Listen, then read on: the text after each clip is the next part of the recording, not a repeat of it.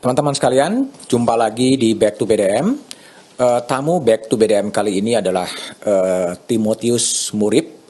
Pak Tim, demikian dipanggil adalah Ketua Majelis Rakyat Papua untuk periode yang kedua.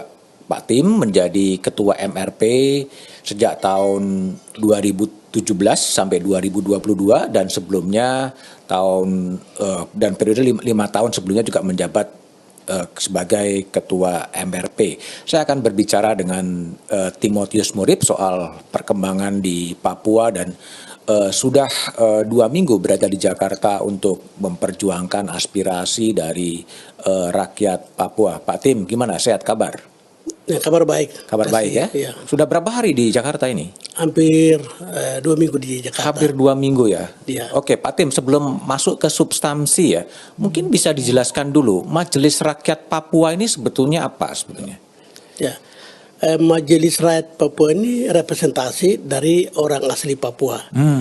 Dan Majelis Rakyat Papua dibentuk berdasarkan Undang-Undang 21 tahun 2001 tentang otonomi khusus Papua. Kalau di Aceh itu Wali Nanggro. Wali Nanggro ya? Wali Nanggro. Kalau di Papua Majelis Rakyat Papua. Itu berapa orang anggota MRP itu? Periode ketiga ini 51 anggota. 51 anggota. Dari 3 unsur adat, perempuan dan keagamaan. Adat, masing-masing 17 perempuan dan keagamaan. Pak Tim mewakili dari adat. Dari adat. Oke. Ya. Lalu itu cara pemilihannya gimana itu? Cara pemilihannya direkrut dari kampung sampai di distrik, dari distrik kemudian dibawa ke kabupaten. Dan kabupaten itu ada beberapa kabupaten digabungkan. Ada yang kalau wilayahnya luas itu 1 kabupaten. Nah, kita lakukan pemilihan. Jadi ini tokoh-tokoh yang dianggap mampu untuk menyuarakan aspirasi itu yang direkrut oleh lembaga adat. Jadi kalau adat itu lembaga adat laki-laki, kemudian lembaga perempuan organisasi juga untuk perempuan. Kalau agama ditunjuk oleh pimpinan sinode. Kalau pimpinan sinode untuk Kristen. Ya, Kristen. Oke. Ya, gitu. Oke. Jadi itu hanya ada di provinsi ya? Ada di provinsi Papua. Provinsi Papua dan Papua Barat. Dan Papua Barat. Di wilayah kabupaten nggak ada ya? Ya, wilayah kabupaten ya kami dari wilayah kabupaten, tapi MRP-nya hanya ada di provinsi. Hanya ada di provinsi Papua dan Papua Barat. Oke. Kalau kewenangannya seperti apa itu? Mungkin para pemirsa juga belum banyak tahu sebetulnya apa kewenangan MRP. Pak Tim bisa menceritakan? Ya. MRP karena lembaga negara. Ya tentu saja punya wewenang. Ya terutama diatur dalam pasal 20. Undang-Undang Otsus. Undang-Undang Otsus pasal 20 itu wewenang MRP. Salah satunya itu mendengarkan dan menerima aspirasi adat, perempuan, kemudian agama dan masyarakat pada umumnya, kemudian diperjuangkan penyelesaiannya. Itu wewenang MRP ada di situ. Menampung dan memperjuangkan aspirasi rakyat Papua. Iya, sampai untuk penyelesaiannya. Sampai penyelesaiannya. Ya. Jadi untuk jadi gubernur dan wakil gubernur itu harus mendapatkan persetujuan dari Majelis Rakyat Papua, pertimbangan dan persetujuan Majelis Rakyat Papua. Satunya itu untuk pemekaran provinsi, kabupaten, ataupun ada perusahaan atau investor yang mau masuk di wilayah provinsi Papua dan Papua Barat harus mendapatkan pertimbangan dan persetujuan Majelis Rakyat Papua. Majelis Rakyat Papua, oke. Nah, sekarang yang membedakan antara DPR Papua, DPRD Papua Provinsi dengan MRP ini kewenangannya di mana sebetulnya bedanya? Kalau DPR itu ke representasi politik. Representasi politik. Ya. Katakan kami sekarang di Indonesia kan 16 partai politik. Karena mereka adalah representasi dari politik. Sedangkan MRP itu representasi kultural. Kultural orang asli Papua.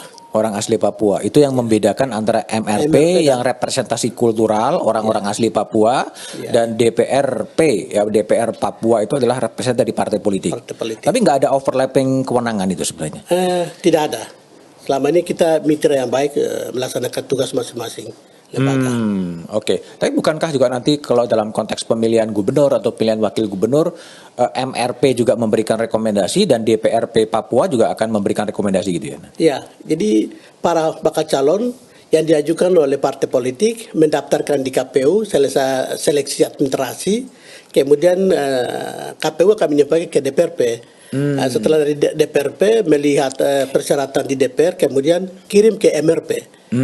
MRP hanya melihat pada keaslian gubernur dan wakil gubernur itu benar-benar silsilahnya. Jadi MRP melihat silsilah keturunannya di 5 wilayah adat tentu. Jadi dari ibunya, dari ayahnya ini kita lihat. Setelah itu kalau asli baru ada rekomendasi dari MRP untuk wajib dipilih. Kalau tidak dicoret. Oh begitu. Ya, kalau keturunannya itu bukan orang asli Papua, itu dicoret. Oke. Dicoret, maka partai politik segera menggantikan dalam jangka waktu 15 hari. 15 hari harus diganti. 15 hari Itu harus bukan semata-mata ber-KTP Papua ya, tapi memang orang-orang suku penduduk asli di Papua ya. Ya, jadi lahir besar atau ayahnya atau ibunya di luar Papua itu tidak masuk dalam kriteria orang asli. Orang asli Papua. Jadi yang disebut dengan definisi orang asli Papua adalah papa dan mamanya benar-benar asli Papua. Oke. Neneknya atau tetenya di luar orang asli Papua itu pun tidak bisa disebut orang asli Papua. Oke. Untuk menjadi gubernur dan wakil gubernur. Oke. Sekarang saya pindah ya. Ini kan Pak Tim 2 minggu berada di Jakarta bersama dengan Wakil Ketua MRP untuk memperjuangkan penolakan terhadap pemekaran Papua. Ini apa sebenarnya pangkal permasalahannya? Ya, setelah pasca perubahan undang-undang Otsus kedua, yaitu Undang-Undang Nomor 2 Tahun 2001 kemarin, di pasal 76 ayat 1 menyebutkan bahwa untuk pembentukan provinsi-provinsi atau kabupaten kota di Provinsi Papua wajib mendapatkan pertimbangan dan persetujuan Majelis Rakyat Papua. Oke. Tetapi kemudian di dalam perubahan kedua ini pemerintah pusat mereka menambahkan ayat 2, yaitu tanpa persetujuan dari Majelis Rakyat Papua, pemerintah pusat wajib memekarkan pemekaran atau DOB. Pasal ayat 2 inilah yang digunakan oleh pemerintah pusat dalam hal ini eksekutif dan legislatif untuk melakukan pemekaran atau DOB. Dan tanggal 12 April kemarin DPR RI telah menetapkan 3 RU tentang DOB di Provinsi Papua. Kemudian ada aksi dari masyarakat, penolakan yang luar biasa, dan aspirasi ini disampaikan ke Majelis Rakyat Papua. Sesuai dengan kewenangan tadi, ya MRP menyampaikan aspirasi ini ke pemerintah pusat. Oke. Jadi sebelumnya adalah ada revisi terlebih dahulu terhadap Undang-Undang Otonomi Khusus. Ya. Yang katakanlah awalnya adalah setiap pemekaran wilayah harus mendapatkan persetujuan atau rekomendasi dari MRP. Betul. Itu kemudian menjadi dihilangkan gitu. Ya, tetap tapi ditambah ayat 2 yang berbunyi tanpa ada rekomendasi atau persetujuan Majelis Rakyat Papua, pemerintah pusat wajib memekarkan. Ini yang digunakan oleh digunakan sekarang oleh DPR ya. Tanpa ada pertimbangan dan persetujuan MRP. Mereka sebenarnya sudah melakukan pemekaran dan itulah yang ditolak oleh rakyat Papua. Oke, itu undang-undang inisiatif DPR. Nah, ya memang proses perubahan ini tanpa melibatkan atau partisipasi dari masyarakat. Sementara di pasal 77 Undang-Undang 21 tahun 2001 berbunyi usul perubahan ini dilakukan oleh rakyat Papua melalui MRP, DPR kepada pemerintah dan DPR. Itu perintah undang-undang seperti itu.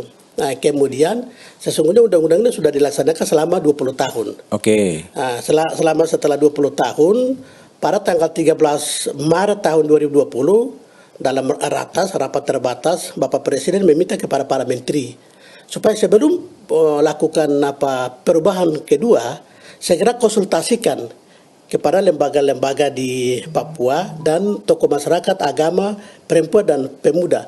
Dan perintah atau keinginan dari Bapak Presiden itu tidak dilaksanakan dengan baik. MRP sesuai dengan wewenang menggunakan pasal 77 ini untuk lakukan diskusi yang disebut dengan rapat dengar pendapat. Kita buka ruang dalam rangka masyarakat menyampaikan aspirasi mereka, perubahan seperti apa yang diinginkan. setelah menilai implementasi 20 tahun otonomi khusus itu. Oke. Tapi ruang itu tidak terjadi. Komunikasi antara MRP dan masyarakat, DPR dan masyarakat, ataupun gubernur dengan masyarakat itu sama sekali tidak terjadi. Tapi perubahan itu sepihak dilaksanakan oleh pemerintah pusat. Pada tanggal 4 Desember tahun 2020, Presiden mengirim surat ke DPR RI untuk segera melakukan perubahan Undang-Undang Otonomi Khusus kedua. Ya, atas dasar surat itu DPR melakukan perubahan. Di dalam Supres itu hanya 4 pasal yang disurati oleh Bapak Presiden. Tetapi di meja DPR saat pembahasan itu menjadi 19 pasal. Oke. Dari 19 pasal ini setelah MRP lakukan kajian, ternyata ada 9 pasal yang benar-benar sangat berpotensi merugikan hak dasar orang asli Papua. Berpotensi apa, maaf? Berpotensi merugikan merugikan adat Papua. Merugikan hak dasar orang asli Papua. Oke. Maka secara konstitusi MRP menggugat atau menguji judicial review di Mahkamah Konstitusi yang sekarang sedang berjalan. Dan sedang berjalan. Sidang ke-6 tanggal 17 Mei besok, sidang ke-7 di mana hakim akan mendengarkan saksi-saksi ahli dari pemerintah dan DPR. Ini soal revisi Undang-Undang Otsusnya ya? Betul. Undang-Undang Otsus. Tapi pada saat yang bersamaan ada rancangan undang-undang yang mengarahkan pemekaran Papua. Betul. Jadi sejak 14 hari cepat sekali perubahan itu jadi, langsung maraton pakai ayat 2 tadi, pemerintah pusat lakukan pemekaran. Jadi ini semuanya cepat-cepat, serba cepat. Tanpa ada keterlibatan dari masyarakat, tidak ada partisipasi dari masyarakat orang asli Papua. Oke. Undang-undang ini kan untuk Papua, bukan untuk di Jakarta atau para birokrat. Jadi memang itu yang ditolak oleh rakyat Papua. Kalau DPR Papua ikut dikonsultasikan nggak? Sepengetahuan Pak Tim. Ya, DPR Papua kita sudah berjuang bersama-sama untuk lakukan komunikasi rapat-rapat dengan masyarakat. Tetapi banyak kegiatan kita dihalangi, terutama kami MRP. Nggak, maksud saya dalam memekarkan wilayah Papua dari 2 menjadi 5 ya nantinya ya? Ya, betul. Irian Tengah? Ya, Papua Tengah? Papua Tengah, Papua Pegunungan Tengah, dan Selatan. Dan Selatan? Ya. Oh, jadi nanti Papua akan ada 5 provinsi? Ada 5 provinsi. Oke. Nah, dalam pembahasan pemekaran itu DPR Papua nggak diajak bicara? Sama sekali kami tidak ketahui, tidak ajak bicara. Gubernur kan tidak aja. Kalau justru gubernur menolak. Oh, menolak. Iya. Jadi betul-betul kalau menurut Pak Tim betul-betul prakarsa dari Jakarta. Inisiatif prakarsa dari Jakarta. Dan justru DOB ini menjadi prakarsa DPR. Oh, prakarsa DPR. Iya. Prakarsa dari DPR. Dari fraksi mana aja tuh? Setelah kita lakukan sokso kemarin, banyak pimpinan partai itu justru terkejut dengan kalau sampai ada 3 RU pemekaran itu. Pimpinan partai terkejut. Iya. Oke. P3. Iya. Terkejut itu tidak tahu atau gimana? Ya. Jadi dia hanya posisi pada pembangunan pelayanan kemasyarakatan itu, tapi bicara tentang pemekaran dan lain-lain, beliau sampaikan bahwa itu inisiatif dari DPR. Dan kami sampaikan sebagai selaku pimpinan partai maupun menteri, kami minta supaya sampaikan kepada anggota partai di parlemen supaya memperhatikan ini DOB itu, karena benar-benar arus bawah ini menolaknya luar biasa. DOB itu daerah otonomi baru. Otonomi baru ya. Betul. Dan itu ditolak oleh warga Papua. Warga Papua. Oke. Jadi kalau dalam konteks prosedur bahwa memang 3 rancangan undang-undang yang kemudian memekarkan dan membentuk DOB itu tanpa rekomendasi, tanpa pembicaraan dengan Majelis Rakyat Papua. Betul. Oke. Nah, kalau kemudian semata-mata karena memang tidak dilibatkan dalam pembicaraan atau ada masalah-masalah lain sebetulnya yang tidak cocok dengan isinya atau gimana Pak Tim? Ya. Sesungguhnya kami lihat pemerintah pusat tidak konsekuen. Tidak konsekuen. Tidak konsekuen ingin melakukan otonomi khusus itu dengan baik. Contohnya di dalam otonomi khusus itu ada 24 kewenangan. Oke. Dari 24 kewenangan, itu hanya 4 kewenangan yang selama 20 tahun itu dilaksanakan. Itu gubernur dan wakil gubernur orang asli Papua. Oke. Kemudian MRP, kemudian 15 kursi atau kursi pengangkatan di DPR, dan dana otonomi khusus. Itu warna daripada kekhususan Papua. Oke. Sedangkan sisa 20 kewenangan, itu sama sekali tidak dilaksanakan. 20 kewenangan ini antara lain apa aja? Antara lain pembentukan KKR, itu komisi untuk penyelesaian konflik dan lain-lain. Itu tidak dilaksanakan. Di pasal 28 itu tentang partai politik, pembentukan partai politik. Partai politik lokal. Ya, kan di Aceh teman-teman kita kan sudah punya partai politik. Ya, kami di Papua tidak bisa dibentuk dan lain-lain, itu masih. Padahal dalam Undang-Undang Otsus Papua ada hak dari rakyat Papua untuk membentuk politik partai lokal sama seperti di Aceh. Sama dengan di Aceh, tapi itu tidak diberikan. Tidak diberikan.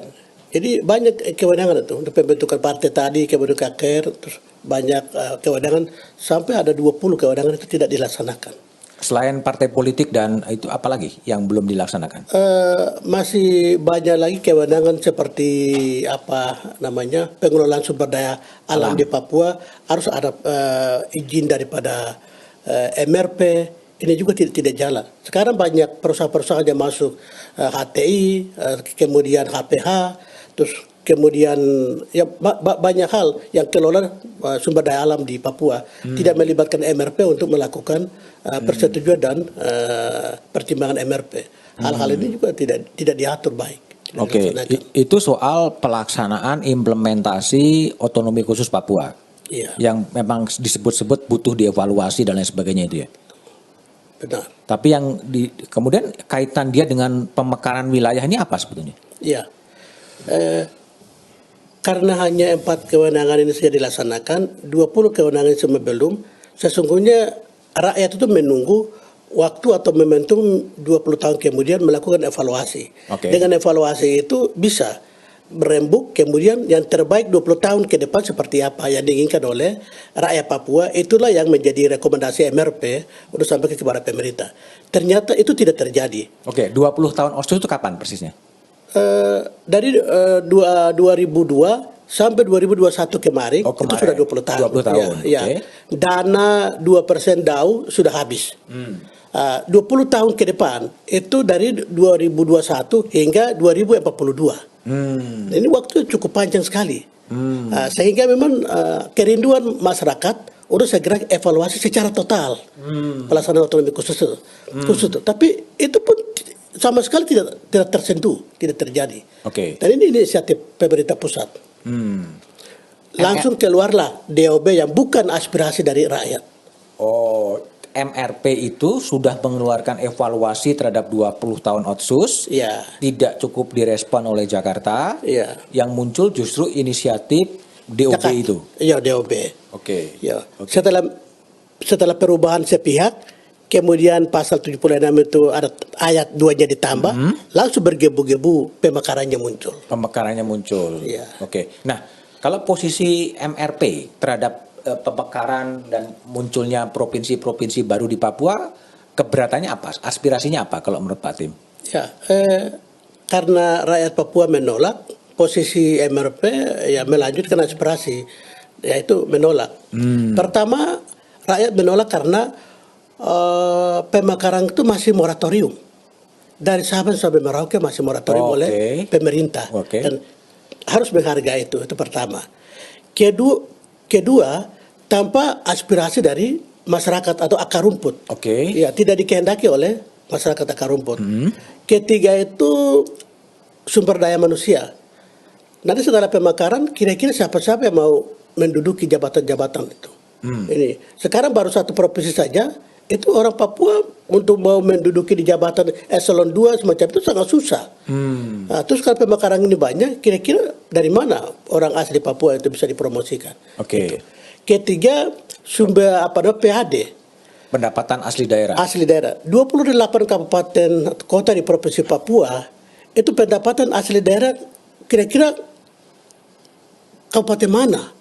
Zero, nol, tidak ada sama sekali. Ketergantungannya semua ke Dau. Oso semua ke Jakarta. Hanya satu Timika karena ada Freeport. Ada Freeport. Ada Freeport. Lain-lainnya kan kosong, nol. Terus tidak ada pendapatan sumber pendapatan yang dihasilkan oleh kabupaten tertentu. Bagaimana pemekaran itu jadi? Ini menjadi beban negara. APBN dibebankan ke APBN. Inilah yang pemerintah harus paham. Sekarang hutang negara kan semakin tinggi. Terus ini pemekarannya di satu provinsi sampai 4 sekalian. Ya, ini Jawa Barat ini kan 50 berapa juta penduduk. Minta kabupaten kota tidak dikasih. Minta provinsi tidak dikasih. Iya, semua persyaratannya lengkap untuk dimekarkan. Terus di Papua ada apa? Hanya 2 penduduk. 2 juta penduduk dikasih 4 provinsi. Terus wah, ini tidak masuk logis. Ini perjuangannya siapa? Siapa sebenarnya di balik pemekaran ini? Ini yang perlu kita cari. Siapa kalau menurut Pak Tim? Ya kami tidak tahu. Pasti Bapak Presiden tahu. Ya ini segera dibatalkan ini. Oke, jadi yang pertama adalah MRP tidak pernah diajak bicara, ya. Yang kedua soal substansi bahwa ada moratorium, pemekaran, ada kekhawatiran juga soal sumber daya manusia Papua yang bakal tersingkir, dan kemudian soal pendapatan asli daerah mau dari mana? Ada alasan lain nggak dari substansi soal keberatan dari MRP soal pemekaran wilayah di Papua? Ya. Alasan lain juga itu pemekaran akan menjadi magnet. Akan jadi magnet maksudnya? Magnet luar biasa. Dan mohon maaf, imigran akan luar biasa besar. Imigran akan luar biasa masuk. Imigran luar biasa akan datang dan persaingan orang Papua akan nihil. Salah satu contoh persaingan di dalam politik di Merauke belum ada pemekaran provinsi, baru kabupaten saja itu 30 kursi di DPR. 3 kursi orang asli Papua, sedangkan sisanya semua itu semua diduduki oleh non Papua. Apalagi kalau sudah terjadi pemekaran. Dan kehidupan orang asli Papua terhimpit dan ya sudah tidak akan. Dan populasi juga menurun. Dan ini yang sesungguhnya harus diperhatikan oleh pemerintah pusat, bukan pemekaran. Nah sekarang aspirasi itu kan sudah disampaikan kepada Pak Presiden. Ya. Apa yang dijanjikan oleh Presiden setelah mendengar aspirasi dari Pak Timotius Murip dan kawan-kawan? Ya, kami senang karena Bapak Presiden bisa undang kita. Ya, itu diundang ya? Setelah 7 tahun. Ya, beliau mengaku sudah 14 kali ke Papua. Dan kami senang, semangat nawacitanya luar biasa, belusukannya hebat luar biasa Bapak Presiden ini kita. Tapi 14 kali ke Papua, tentu saja provinsi lain pasti cemburu. Karena ini perhatiannya luar biasa ke Papua. PON pun ada di Papua kan? Luar biasa Pak. Tapi pertanyaannya, 14 kali ke Papua, kemana kami tidak tahu. Kemana ketemu siapa. Karena MRP itu lembaga negara, kemudian lembaga representasi kultural. Tapi Pak Jokowi tidak pernah ketemu kita. Mohon maaf, sedikit beda dengan SBY. Ketika SBY, pimpinan Majelis Rakyat Papua masuk di dalam Forkopimda. Jadi kami terima Presiden seketika turun dari pintu pesawat, karpet merah, gubernur, protokolernya, gubernur, ketua MRP, Panglima, Pangdam. Kapolda, ketua DPR. Itu protokoler. Tapi sejak begitu Bapak Presiden Jokowi, kami tidak tahu. Nah sejak kan ada pertemuan di istana tuh dengan Pak Mendagri, ada Pak Menko Polhukam gitu, aspirasi dari Pak Tim mewakili MRP sudah disampaikan, kemudian respon dari istana apa? Ya, respon dari Bapak Presiden, dia sangat respon terhadap aspirasi yang kami sampaikan. Sampaikan bahwa memang ada penolakan dan kami juga menyampaikan alasan-alasan kami. Masyarakat menolak karena beberapa alasan. Beliau respon itu dan beliau sampaikan bahwa 14 kali saya ke Papua. Tapi banyak juga yang ingin pemekaran. Kami tidak tahu itu banyak itu siapa. Setelah pertemuan itu kami sudah keluar dari situ. Menko Polhukam dia menyampaikan di jumpa persnya itu bahwa mengklaim 82% masyarakat Papua menyetujui untuk pemekaran. Ya, kami MRP mau tanya, ini lembaga apa? Riset dari mana? Namanya apa? Kapan dilakukan? Siapa yang lakukan itu? Terus model atau apa namanya? Itu dilakukan seperti apa? Sampai mengklaim ada 82% masyarakat Papua menginginkan untuk pemekaran. Nah, ini yang saya pikir harus transparan, terbuka terhadap rakyat Papua. Sudah ada penjelasannya bahwa 82% warga Papua menyetujui pemekaran? Sampai hari ini belum ada. Belum ada penjelasannya? Belum ada penyampaian. Mungkin kami akan menyurat resmi supaya itu kita diketahui. Jangan jadi bola liar, kemudian itu jadi masalah. Kami akan menyurat ke Bapak Presiden untuk, atau Bapak Menko sekaligus supaya penyampaian dia klaim 85% masyarakat itu masyarakat dari mana, kita ingin tahu itu. Kami akan menyurat resmi supaya beliau sampaikan juga tertulis ke MRP dalam rangka kami bertanggungjawabkan kepada rakyat. Itu di istana. Kan ketemu juga dengan DPR. Betul. Ketemu dengan Pak Dasko, wakil ketua DPR. Itu apa yang disampaikan oleh MRP dan respon dari wakil ketua DPR? Respon wakil ketua DPR katakan bahwa aspirasi sangat luar biasa, sangat baik. Kami akan menunggu sampai keputusan di MK, proses di MK. Kemudian beliau sampaikan bahwa kalau memang masih ada masalah, ya akan dipikirkan. Tadi saya lupa bahwa Presiden juga sampaikan, ini sedang kami dorong, tapi kalau terjadi pro kontra, kemudian masih ada masalah-masalah lain, itu perlu kami pikirkan dengan baik. Dan yang beliau punya kata-kata, Pak Presiden punya kata-kata, satu hal yang penting sekali, setelah kita bikin mekarkan, jangan sampai jadi beban negara, sehingga ini perlu kita perhatikan. Itulah yang kita catat, penting sekali. Jadi kalau bisa disebut dalam tanda petik understanding antara Majelis Rakyat Papua dan Wakil Ketua DPR itu adalah menunggu putusan Mahkamah Konstitusi. Ya. Jadi undang-undang inisiatif untuk pemekaran wilayah itu untuk sementara status quo dan kemudian menunggu sampai ada putusan Mahkamah Konstitusi, begitu maksudnya? Ya. Karena kami uji pasal 76 tadi. Yang penambahan itu, itu yang diuji. Iya.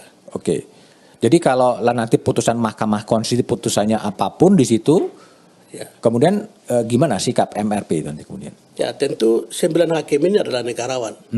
Kami berharap mereka sangat bisa melihat hal ini sangat jernih, kemudian ya meletakkan pada posisi Papua adalah daerah khusus. Terus kemudian proses daripada perubahan ini juga, ya saya harap 3 hakim itu benar-benar mereka paham. 9 hakim? Ya, 9 hakim itu. Kemudian mereka sebagai negarawan, ya kita jangan menurunkan sesuatu yang salah kepada generasi berikut.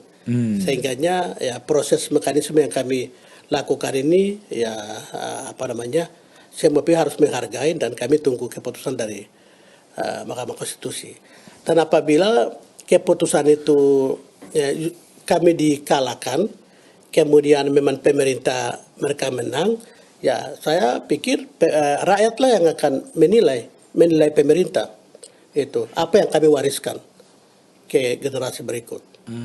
Karena ini saya pikir ini perjuangan perjuangan maksimal yang dilakukan oleh MRP, dan kami lakukannya secara konstitusi. Tetapi kemudian kalau 9 hakim negarawan itu, kalau mereka tidak lihat konteks daripada Papua sesungguhnya adalah daerah khusus, dan Papua otonomi khusus adalah undang-undang yang keluar karena TAP MPR. Dan itu undang-undang yang benar-benar hati-hati sebenarnya dilakukan, karena ini salah satu perekat, ini undang-undang perekat. Undang-undang perekat, bukan undang-undang yang lain-lain seperti biasa-biasa, undang-undang perekat, sehingga 9 hakim harus menilai dengan saksama, memperhatikan aspirasi yang disampaikan oleh MRP atau rakyat Papua melalui MRP. Penolakan MRP terhadap pemekaran itu bulat dimusyawarahkan oleh 51 anggota MRP? Iya, 51 anggota, dan kami perjuangkan keputusan MRP. Musyawarah daripada 51 anggota MRP. Dan itu sekarang aspirasi sudah sampai ke Presiden, sampai ke DPR, dibawa kemana lagi oleh Pak Tim? Ya, saya pikir puncaknya kita sudah sampai di Bapak Presiden. Oke. Kemudian 3 RUU sementara di meja Presiden. Nah, Bapak Presiden lah yang harus mempertimbangkan aspirasi kita itu. Ya, tugas DPR saya pikir sudah selesai. Supresnya turun yang mungkin disahkan. Tapi hari ini Bapak Presiden yang punya wewenang untuk memperhatikan aspirasi yang kami sampaikan. Dan kemudian di istana Bapak Presiden dan menterinya mereka klaim selain 82% itu mengklaim bahwa aspirasi untuk pemekaran juga luar biasa, dan itu para bupati, wali kota, kemudian ya hampir petinggi-petinggi di Papua itu menginginkan untuk pemekaran. Sekarang di Papua kan daerah memperlakukan otonomi khusus.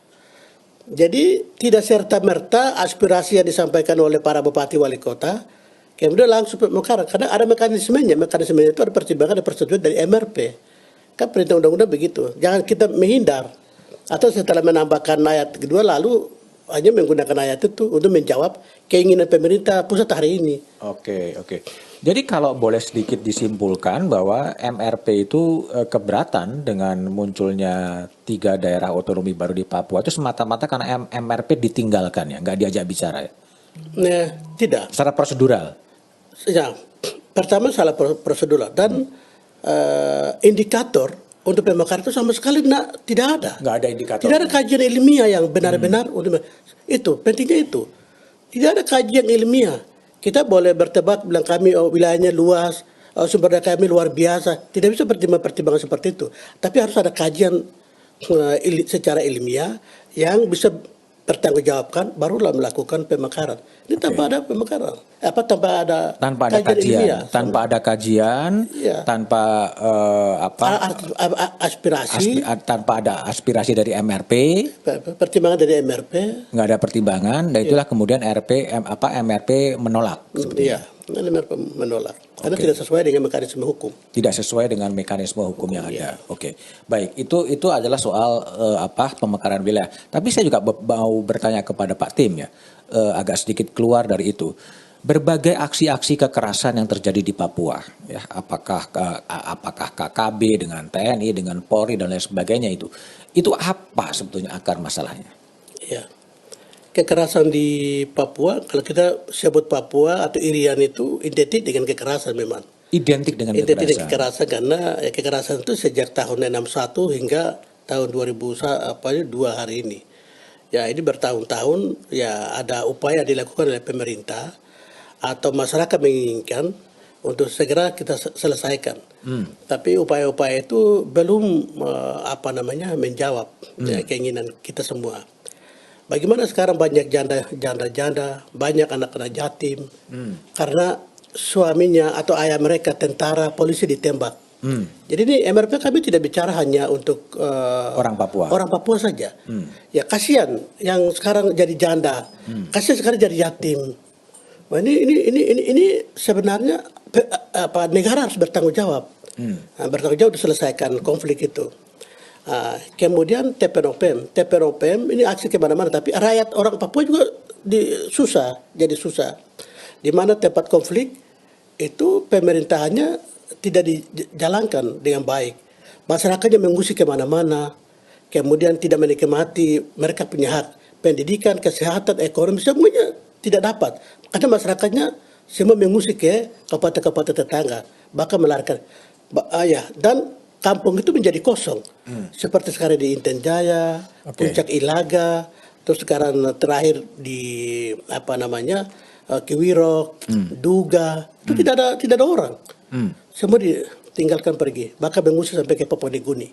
Oke. Papua akrab dengan kekerasan, tapi kenapa kekerasan itu terjadi dan kemudian terus jadi sehingga tadi ada janda, ada anak-anak menjadi yatim? Penyebabnya apa, Pak Tim? Ya, penyebabnya karena saling mempertahankan ideologi Papua Merdeka. Nah, sebenarnya itu yang diperjuangkan oleh TPNOPM. TPNOPM. Sebenarnya Majelis Rakyat Papua tidak hanya protes kurang ada kebijakan, kurang adanya penanganan oleh pemerintah pusat. Selalu drop pasukan untuk berhadapan dengan TPNOP, melainkan jumlahnya sedikit, tapi aksi dari perbuatan mereka itu membuat orang banyak jadi susah. Sebenarnya kami sangat respon, kemudian sangat apresiasi kepada pemerintah. Karena pemerintah pernah melakukan satu mekanisme yang sangat baik, luar biasa, kemudian itu berhasil. Contohnya antara pemerintah dan GAM, Gerakan Aceh Merdeka. Gerakan Aceh Merdeka ini diselesaikan dengan melibatkan pihak yang independen. Pihak independen kemudian buatlah satu perjanjian antara kelompok yang melakukan kekerasan atau berbeda ideologi dengan pemerintah. Dan itu hasilnya luar biasa hari ini. Setelah begitu Finlandia memfasilitasi pemerintah dengan GAM, kemudian ada lakukan perjanjian yang disebut dengan Helsinki itu. Dengan adanya Helsinki sudah mentuangkan kedua belah pihak punya perjanjian segala macam. Sudah hari ini Aceh itu kan tidak merdeka. Aceh masih dalam NKRI. Masih menyanyi lagu Indonesia Raya. Masih menaikkan bendera merah putih. Kenapa mekanisme itu tidak dilakukan di Papua? Terus mau dengan pihak mana? Jelaskan pihak kekerasan yang dilakukan di TPNOPM.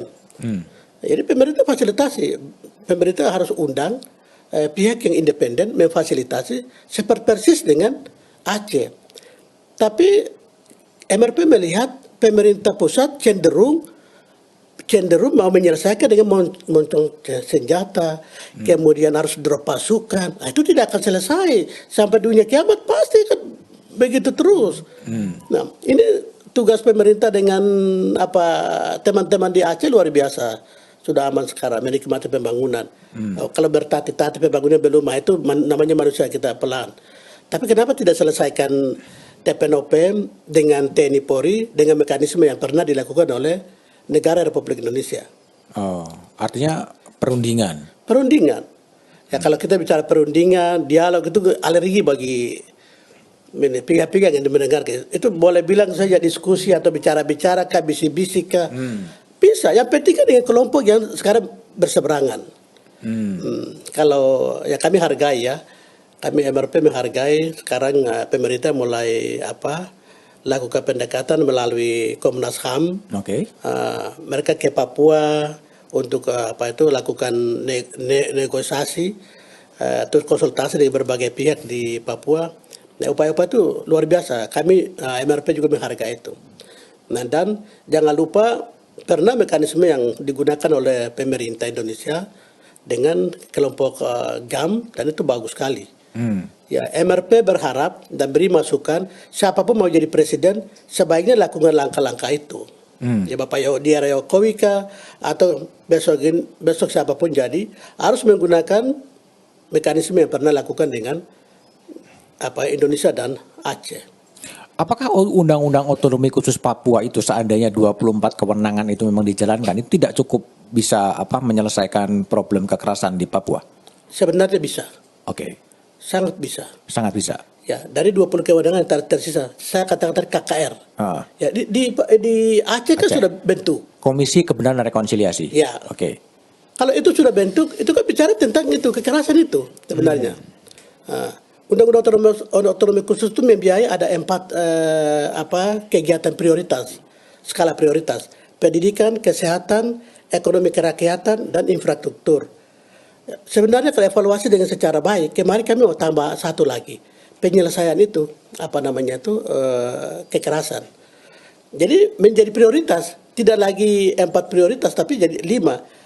Tapi karena pemerintah sudah tahu ada yang alergi untuk menyelesaikan masalah Papua, mereka tetap mempiara masalah di Papua, menumpuk masalah di Papua, mereka menghindar tanpa melibatkan. Ini sebenarnya masyarakat Papua aspirasinya sudah ada semua di MRP. Kalau MRP duduk sama-sama dengan pemerintah dalam hal ini presiden atau DPR, ya kita bisa berembuk bicara penyelesaian masalah di Papua. Dan itu tidak bisa hanya diskusi biasa. Kita harus contohkan di dalam undang-undang. Nah, kami berharap undang-undang kemarin perubahan itu banyak mendengarkan rakyat. Tetapi kemudian itu semua sirna. Dan kasihan. Sekarang rakyat Papua dalam posisi yang kasihan. darah mengalir di mana-mana, orang Papua mati seperti itu, TNI Polri mati seperti itu sebenarnya kita berdosa. Negara tidak bertanggung jawab sebenarnya. Ini kasihan TNI Polri begitu pangkat merah-merah dikirim, aduh kasihan orang tuanya di sini, nah itu luar biasa. Tapi bukankah kemudian ada juga perhatian Jakarta ketika membangun infrastruktur di Papua, lalu menyalakan pekan olahraga nasional kemudian di Papua, kan ini menciptakan kebanggaan bagi Papua juga. Ya, untuk apa? Bagi rakyat Papua ketika PON dilaksanakan di Papua, lalu infrastruktur jalan juga kemudian dibangun di Papua. Ya, itu bagian dari pembangunan yang memang masyarakat Papua mendukung. Jadi kalau pembangunan infrastruktur ya itu kami tidak larang, tetap harus dibangun. Tapi harus membangun manusianya juga. Tidak hanya infrastruktur saja, tapi manusianya juga harus dibangun. Terutama konflik-konflik ini harus diselesaikan. Ya, saya selaku Ketua Majelis Rakyat Papua sedikit sedih karena pemerintah pernah melakukan mekanisme yang tadi saya cerita Aceh dengan pemerintah Indonesia. Kenapa mekanisme seperti itu segera diupayakan supaya Papua juga harus damai. Tapi dibiarkan kemudian ya banyak orang jadi korban, banyak pihak jadi korban. TPNOP juga mati, TNI Polri juga mati. Kemudian masyarakat pada umumnya tidak menerima apa-apa. Aduh, itu kecewa sekali. Padahal dana otonomi khusus mengalir cukup besar juga ya Pak Tim? Ya, dana otonomi khusus cukup besar kalau dibangun infrastruktur itu menjadi kecil. Menjadi kecil ya? 1 juta di Papua itu seperti 100.000. Oh. Semen saja tuh sudah 2 juta ya. 2 juta di Papua ya? 2 juta 500 di Papua. Ya, jadi Bapak Jokowi hari ini bangun infrastruktur itu memang untuk menurunkan harga barang dan lain-lain itu. Kami sangat mendukung itu. Tapi bukan BBM satu harga juga udah ada di Papua juga? Ya, BBM itu 500.000 kalau krisis. 500.000 1 liter. 1 liter, tapi sekarang kan udah satu harga bukan? Masih apa? Justru banyak kelangkaan di Papua. Banyak apa? Kelangkaan BBM. Kelangkaan BBM di Papua. Iya. Jadi belum sepenuhnya. Solar tuh deh, wah itu antri 2 hari. Antri 2 hari ya? 2 hari, mobil tidak isi bahan bakar. Oh, oke. Jadi kalau aspirasi dari Pak Tim sebetulnya seandainya undang-undang otonomi khusus Papua dengan kewenangan-kewenangan yang ada itu dijalankan dengan baik, situasinya di Papua akan lebih baik ya? Sebenarnya negara luar biasa. Kasih undang-undang otonomi khusus pertama tadi itu 24. Coba 24 itu coba dilaksanakan dulu. Dilaksanakan. Saya pikir sudah jawab, sudah tidak ada masalah sekarang. Sudah nggak ada masalah. Sudah ada masalah. Karena sudah tersalurkan kan. Sudah ada di dalam undang-undang yang dilaksanakan, tersalurkan, dilaksanakan sehingga kan sudah dijawab. Tapi kan itu sudah langsung ditutup. Dikancing kerangnya ditutup 20 tahun pelaksanaan otonomi khusus, 20 kewenangan tidak jalan. Siapa yang tidak marah? Itu sampai namanya TPNOP jadi KKB, KKS, like dan sampai sekarang pangkatnya lebih tinggi Pak, jadi teroris. Lihat itu. Jadi sebenarnya yang salah siapa? Saya pikir pemerintah yang salah. Jadi yang piara TPNOP sebenarnya bisa selesai kalau KKR-nya dibentuk segala macam. Itu dibentuk sudah, dibicarakan sudah selesai. Jadi bukan pendekatan ini. Pendekatan DOB terus pembangunan. Mohon maaf, kami terakhir kemarin 1 minggu lalu ketemu dengan Menko Polhukam, dia didampingi oleh 3 deputi. 1 deputi saya tidak sebut dari institusi mana, tapi beliau sampaikan bahwa MRP harus paham DOB itu sangat baik. Ini dalam negara lakukan ini dalam rangka kita harus bangun Polda, bangun Kodam dekat-dekat supaya TPNOP itu bisa kita tangkap, kita bisa kurung. Jadi dan itu postur tubuhnya Menko Polhukam bilang tidak seperti itu. Tapi akan terjadi konsekuensi daripada pemekaran itu akan dibangun. Polda di mana, Kodam di mana, drop pasukan sebanyak-banyaknya, kemudian hanya 2 juta penduduk. Jadi lihat jumlah pasukan lebih banyak daripada jumlah masyarakat, itu akan terjadi. Kalau DOB dijalankan. Iya. Kalau DOB ini dijalankan. Oke. Yang terakhir, Pak Timotius Murip, gimana sih impian Pak Timi soal Papua ke depan itu? Ya. Papua ke depan kalau perilaku pemerintah pusat atau tabiat pemerintah pusat tidak rubah, masalah akan lebih rumit. Dan pemekaran bukan jawaban. Jawaban yang perlu adalah regulasi kita. Regulasi yang perlu diperbaiki karena ada konflik regulasi yang lebih serius di Papua, yaitu Undang-Undang Otonomi Khusus dan Undang-Undang Otonomi Daerah nomor 23 tahun 2015. Ini perlu diperbaiki. Barulah bisa kita jawab kebutuhan dan keinginan masyarakat, kemudian keinginan cita-cita negara bisa dijawab. Kalau tidak sentuh bicara tentang konflik regulasi, kita tetap akan bergumul terus dan bermasalah, dan konflik tetap terus berjalan. Tapi Papua tetap bagian dari NKRI atau jadi seperti apa? Papua sudah harga mati NKRI. Ya, harga mati NKRI. Tapi bukan cara penanganan pembangunannya seperti sekarang ini. Oke. Itu saja. Papua itu sudah harga mati NKRI. Cara pembangunan seperti apa yang disarankan oleh MRP? Ya, perbaiki regulasi kita. Oke. Ya, Tumpang tindih antara Undang-Undang Otonomi Khusus dan Undang-Undang Otonomi Daerah. iya, tumpang tindih antara undang-undang khusus dan undang-undang otonomi daerah. Itulah yang perlu diperbaiki. Dan kalau sudah ada otonomi khusus, jalankan dengan secara konsekuen semua pasal atau ayat itu. Itu baru bisa. Orang Papua sangat merasakan benar, kami warga negara Republik Indonesia.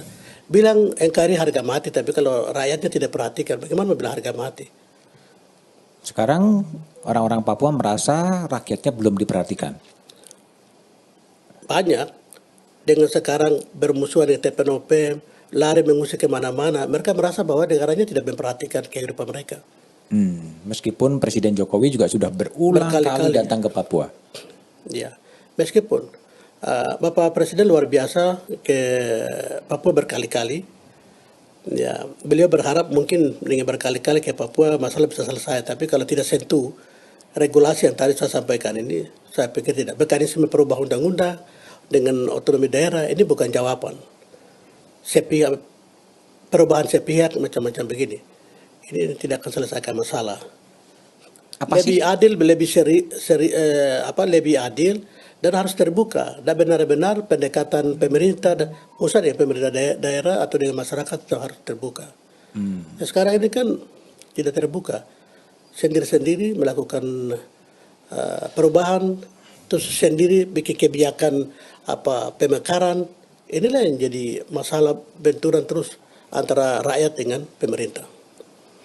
Dan seharusnya memang Papua menjadi Papua yang damai, yang sejahtera, yang memberikan keadilan bagi rakyatnya ya Pak Tim. Iya, berharap untuk Papua yang damai, tapi kalau pemerintah tidak paham apa yang harus mereka lakukan, tidak akan jadi damai.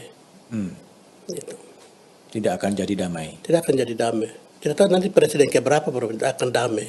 Tapi kan ada keyakinan bahwa pada satu saat Papua akan menjadi daerah yang damai, daerah yang besar, daerah yang sejahtera dengan kekayaan alam yang luar biasa. Saya Timotius Muru tidak yakin itu. Tidak yakin. Saya tidak yakin tidak akan damai dengan model kepemimpinan begini. Model kepemimpinan seperti apa yang diharapkan? Model kepemimpinan sekarang ya pemerintah pusat selalu menggunakan menggunakan kebijakan tanpa konsultasi, tanpa ada partisipasi, tanpa ada aspirasi, begini tidak akan. Harus dengan aspirasi baru buat kebijakan, nah itu baru bisa. Oke. Jadi mendengar lah ya. Ya, harus mendengarkan rakyat mau apa baru kasih. Mau apa baru kemudian dikasih. Dan itu baru dengan pendekatan yang lebih humanis. Iya. Ya, oke. Minta telur kasih batu itu yang tidak benar. Minta ikan kasih ular, itu yang tidak benar. Nggak pernah ketemu ya. Iya. Padahal sekarang dalam era komunikasi begitu mudah berkomunikasi gitu dengan handphone, dengan apapun, kan semua aspirasi dengan mudah disampaikan. Apa hambatannya? Ya, ini tanya pemerintah lebih baik mereka bisa. Atau Pak Tim juga nggak ngasih saran kepada pemerintah. Kami sudah menyuruh beberapa kali ya untuk hal-hal yang perlu dilakukan. Dengan Pak Mahfud kan orangnya terbuka, bisa berkomunikasi juga. Dengan Pak Tito kan lama di Papua. Ya. Kan Pak Tito kan cukup paham dengan Papua. Benar. Saya tidak tahu kapan mereka bisa dengar rakyat itu. Ya. harus cari figur yang benar-benar bisa mendengar rakyat. Siapa itu? Ada secara figur yang memang besok ini banyak figur yang nanti mencalonkan diri. Ini tinggal 19 bulan lagi Jokowi akan turun. Iya, siapa kira-kira Pak Tim yang berharap Papua damai di pemilu 2024? Untuk 2024 masih kabur sekali. Kan pemimpin, kan tadi kan pemimpin yang mau mendengar rakyat Papua. Ya, tidak tahu kira-kira siapa yang bisa dengarkan orang Papua itu. Oke, Pak Timotius Murib, terima kasih telah bersedia datang ke Back to BDM. Teman-teman, itu adalah percakapan saya dengan Ketua Majelis Rakyat Papua, Timotius Murib. Ya, itu adalah aspirasi dari warga Papua yang disampaikan oleh Pak Timotius. Teman-teman atau siapapun yang mendengarkan YouTube ini yang ingin memberikan tanggapan, ingin memberikan koreksi, atau ingin juga datang ke Back to BDM untuk memberikan sisi lain dari Papua, ruang ini tetap menjadi ruang yang terbuka. Jumpa lagi di Back to BDM edisi berikutnya. Pak Tim, terima kasih. Tuhan berkati. Tuhan memberkati.